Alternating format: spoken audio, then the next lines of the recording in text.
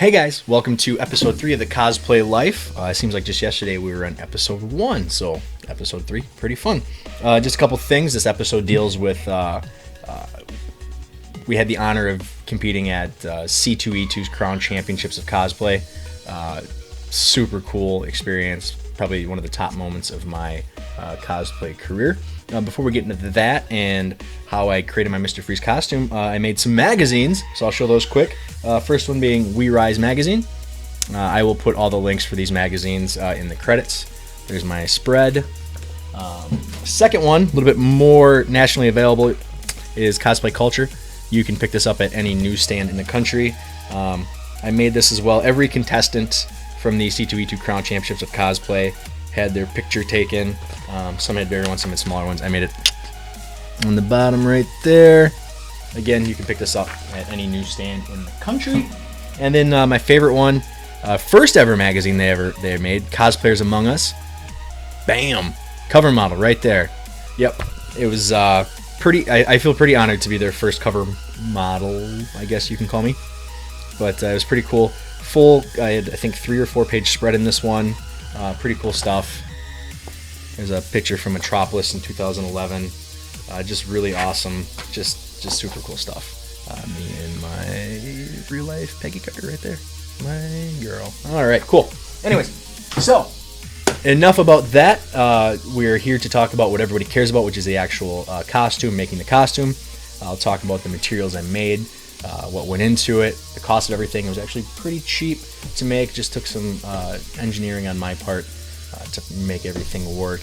And then after that, you'll actually see some video of me in costume at C2E2, not only on stage, but off stage. So that will start right now. So here we're going to actually talk a little bit about how I put the costume together.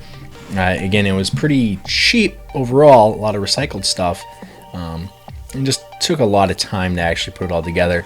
So some of the actual foams, you see the foam shoulders, the foam armor on my thighs, my legs, my gauntlets, which are actually just Arkham Asylum Batman EVA foam files that I found on the RPF.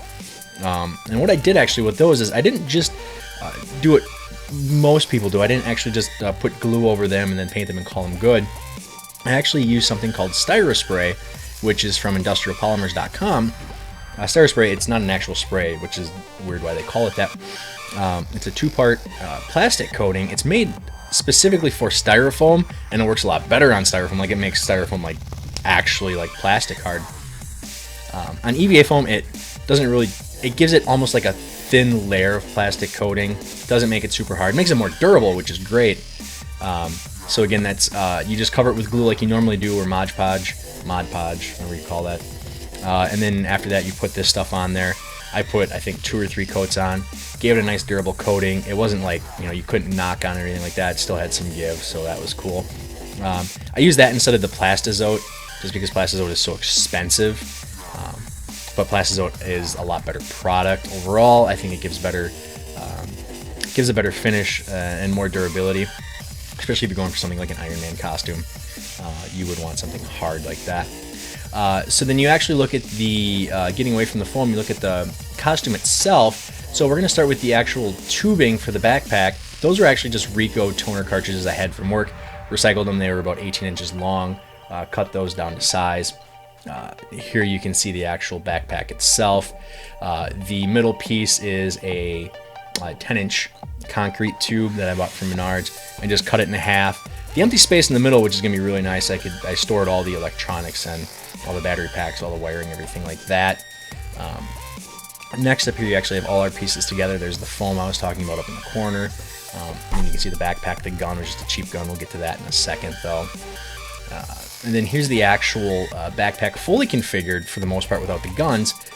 So the LED lighting was awesome. Again, just cheap blue LED lighting, wired together, battery pack in the middle, and then the actual holes that you see in what would be the canisters, or whatever you want to call them.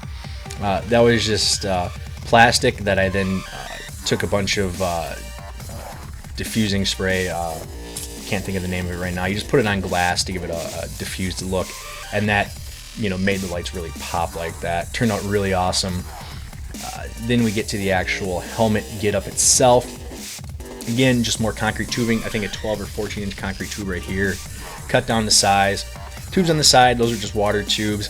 The front piece was just a piece of cardboard. I found, I think at like Hobby Lobby, just a round piece of cardboard, worked really well. Cut some holes in it. Also held the microphone speaker in there when I had the helmet on, because you just couldn't hear in there.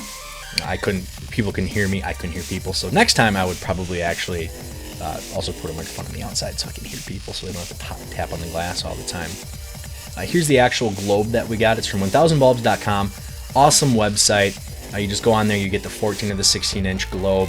Either one doesn't matter. I use a Dremel to cut it because the opening is only like 5 inches or whatever.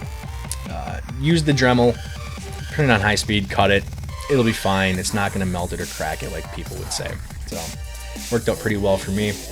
Again, here it is with the LED test lighting. Again, just LEDs wired together, battery pack, so on and so forth. Now I do have a fan in front and a fan in the back, so that way there's a continuous flow of air. That way I don't sweat to death, and also so the glass doesn't fog up, which it did do before I put the fans in there. Again, another test with the lights off. Pretty cool stuff. I thought it looked awesome. This is pretty cool. The Replica Prop Forum on their official Facebook page actually shared my post. You know, that's pretty cool stuff. You know, when the Replica Prop Forum shares your post. I loved it. I can't thank them enough. I'm on that website, I don't know how many dozens of times each day. This is the gun I was talking about. Again, just a cheap gun I bought off eBay or Amazon, I can't remember. Anyways, I took a little soundboard, put it in there, strung it together with lights, disconnected the actual speaker, and that's how you get the flashing of the lights in there. I did change the cone on the end. I didn't like how it came out and looked kind of fake and cheesy like that, so I just cut it off and made it flat. And here is the costume, not quite fully configured, but pretty much. The wiring that runs from the backpack to the gun is just like an LED string you can buy somewhere online. Again, looked pretty cool. Everything, I'll pull the actual helmet up here so you can see it. It's hard to see, but there's some frosting in there. That's just Christmas frosting, window frosting. Here's the back pieces. Those also held the electronics for the helmet, the fans that were in there, and then a couple other lights that were in there. So again, the only thing I would really do differently is I would put a microphone on the outside as well, so that way I could hear people when they're trying to talk to me, stop me, to take a picture or whatever. But that is the Mr. Freeze costume. If you have any questions or anything, just inbox me here, Facebook, Twitter, Instagram, whatever, and I'm more than happy to answer any questions regarding Mr. Freeze costume. So now, to my favorite part of the episode, of every episode of the Cosplay Life, where you actually get to see me in costume itself. So, here it is.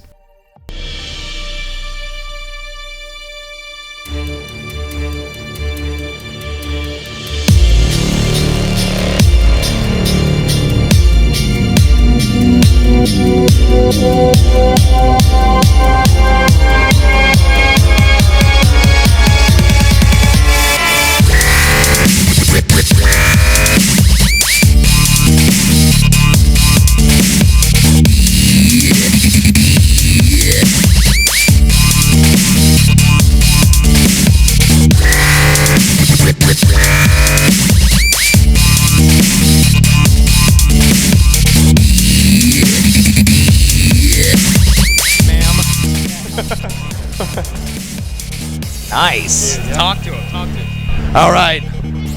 Looking awesome. What is your name? Oh, what's your name, Mr. Freeze? Yes.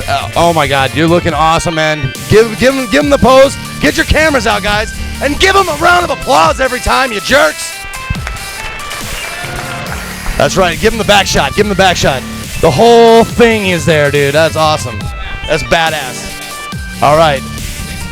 It's cool. Yeah. It's chill. All right.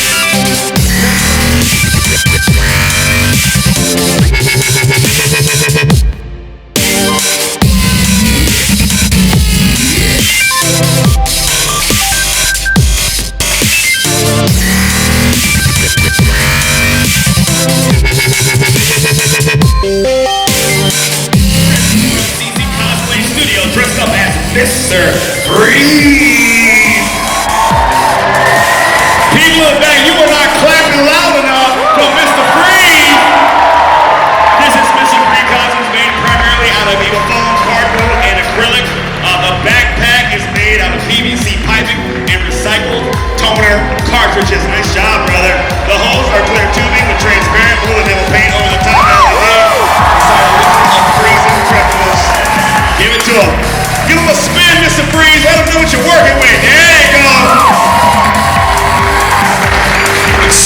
better than the Arnold Schwarzenegger version.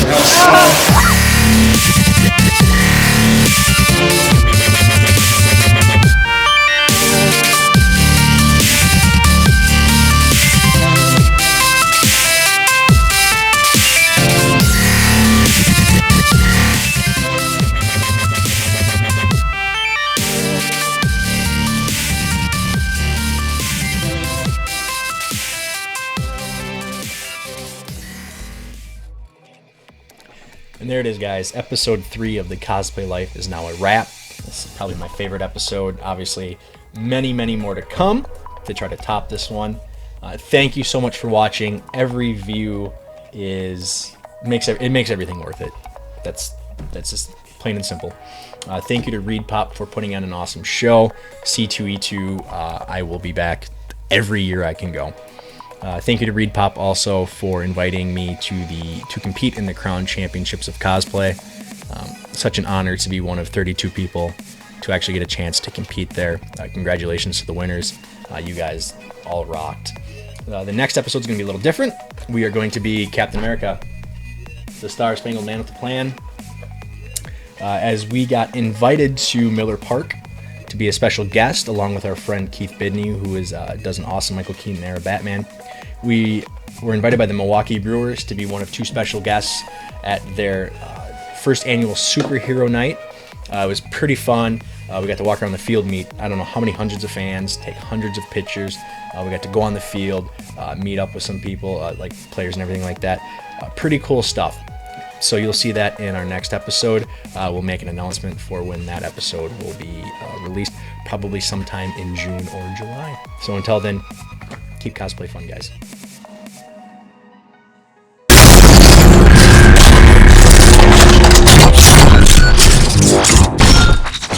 Next time on the Cosplay Life. Captain America travels east to Lake Michigan as a special guest of the Milwaukee Brewers for their first annual Superhero Night.